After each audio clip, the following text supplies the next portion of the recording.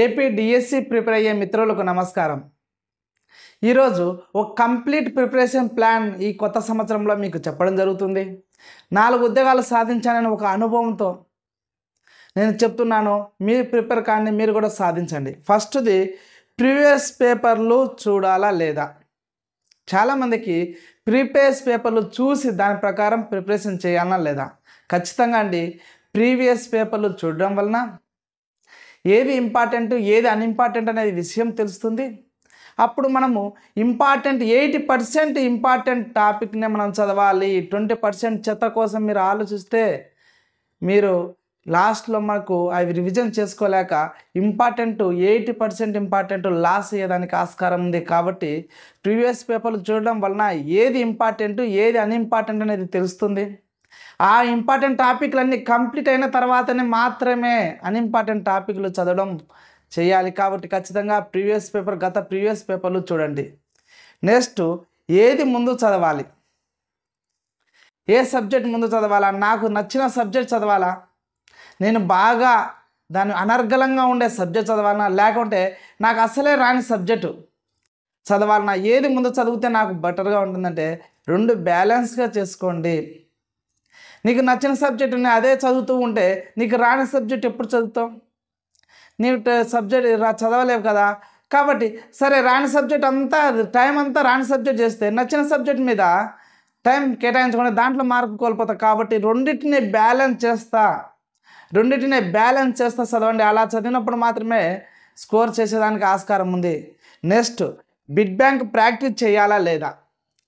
చాలామంది అడిగే question, bit bank practice చేయాలన్నా లేదా. ఖచ్చితంగా అండి, బిట్ బ్యాంక్ ఖచ్చితంగా ప్రాక్టీస్ చేయాలి. ఏ టాపిక్ చదువుతున్నావో ఆ టాపిక్ ఖచ్చితంగా ఆ టాపిక్ మీద ఒక 100 బిట్స్ అన్నా చేయాలి. అలా చేయడం వలన నువ్వు చదివింది నీకు మైండ్కు ఎక్కుతున్నాయా లేదా, గుర్తున్నాయా లేదా అనే ఒక ఆలోచన మీకు కలుగుతుంది. కాబట్టి ఇంకా చదివే వేరియేషన్ ప్లాన్ మార్చాలా, మనం చదివే విధానాన్ని మార్చాలా, మనం కాన్సన్ట్రేషన్ పెట్టలేకపోతున్నాం. కాబట్టి బాగా చదవాలని నీకేది అర్థమవుతుంది. అట్లా లేకుండా ఊరికే చదువుతా పోతుంటే అది గుర్తుందా లేదని నీకు ఎలా తెలుస్తుంది? బిట్ బ్యాంక్ చేయడం వలన నేను చదివిందన్నీ చదివిన టాపిక్ నేను బిట్ బ్యాంక్ చేస్తే నేను చేయగలనా లేదని నీకు అర్థమవుతుంది. కాబట్టి నీ మార్చుకునే దానికి ఉంటుంది చదివే విధానాన్ని. కాబట్టి ఖచ్చితంగా బిట్ బ్యాంక్ ప్రాక్టీస్ చేయాలా. రెండోది, టెక్స్ట్ బుక్ చదవాలా లేదా. టెక్స్ట్ బుక్ చదవాలన్నా మెటీరియల్ చదవాలన్నా. చాలామంది టెక్స్ట్ బుక్ చదవాలన్నా మెటీరియల్ చదవాలన్నా అని మెటీరియల్స్ కానీ లేకుంటే గైడ్స్ కానీ, ఇప్పుడు రకరకాల ఆథర్స్ బుక్స్ మనకు బజార్లో దొరుకుతున్నాయి బుక్ షాపుల్లో.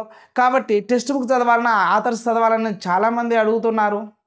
అటప్పుడు మీకు టైం ఇప్పుడు ఎక్కువ ఉంది కాబట్టి టెక్స్ట్ బుక్ చదివేదానికే ప్రిపరేషన్ చేయండి.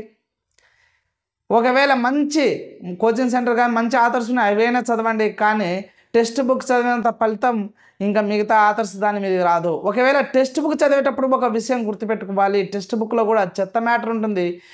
వాటిని మనము ఏదైతే ఇంపార్టెంట్ ప్రతి ఒక్కటి మనం ఏదైతే చదవాలో రివిజన్ చేయాలనుకునే దాన్ని అండర్లైన్ చేసుకోవడం మొదలుపెట్టండి. అండర్లైన్ చేయండి, చెత్తని అండర్లైన్ చేయకండి. రేపు రివిజన్ చేసేటప్పుడు ఫాస్ట్ రివిజన్ చేసేదానికి చాలా ఉపయోగపడుతుంది. నువ్వు తిప్పుకుంటూ పోవచ్చు.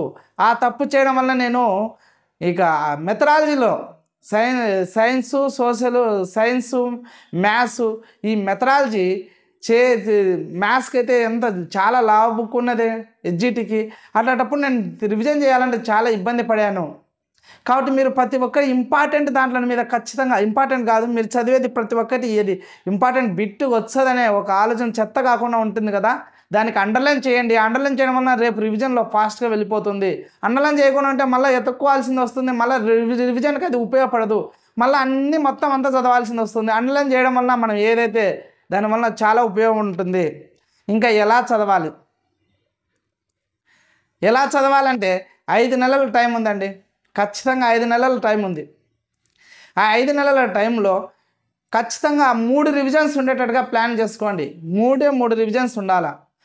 ఆ 3 రివిజన్స్ ఎలా ఉండాలంటే, ఫస్ట్ నెల రోజులు ఒక రివిజన్ ఉండాలి, సెకండ్ రివిజను 15 డేస్ ఉండాలి, లాస్ట్ రివిజన్ 7 డేస్ ఉండాలి. అంటే 52 డేస్ రివిజన్కే కేటాయించాలి. 3 రివిజన్స్ ఉండాలా. 3 రివిజన్స్ ఉన్నాయని ఖచ్చితంగా మీదే జాబ్ అండి.